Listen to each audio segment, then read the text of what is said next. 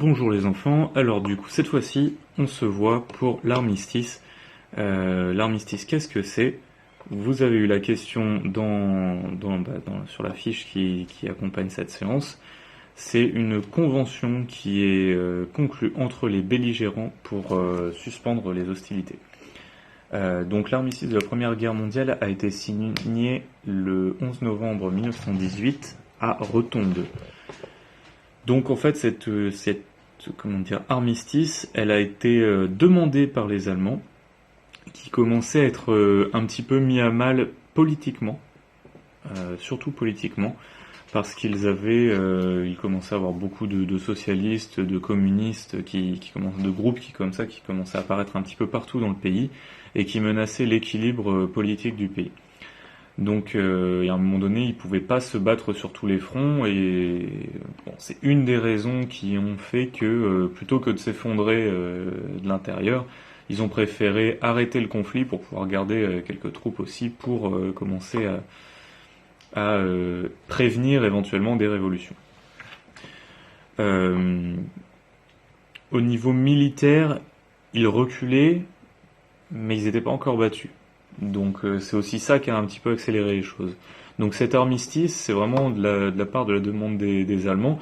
Et pour vous dire qu'ils n'étaient pas encore complètement battus, c'est que les Alliés, il y en a certains, c'est-à-dire donc parmi la France, l'Angleterre, les Américains, il y en avait qui voulaient continuer la guerre pour vraiment être sûrs d'anéantir l'Allemagne, quoi.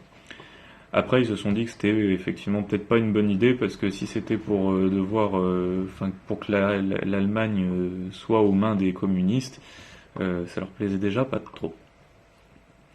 Donc cet armistice, en fait, elle a eu, pour but d'arrêter les conflits, de faire un papier, en fait, qui a été signé, justement, à Rotonde, pour dire on arrête de se battre, on désarme l'Allemagne. Donc l'Allemagne a dû donner, en fait, toutes ses mitrailleuses, ses avions, sa marine, etc., aux Alliés, donc aux Français et aux Anglais.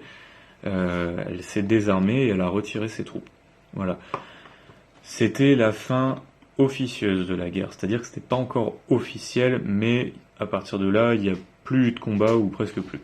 Et ça a été vraiment officiel avec le traité de Versailles l'année d'après, en 1919, où on a vraiment demandé à l'Allemagne de payer les réparations de tous les dommages qui avaient été causés au cours de la guerre.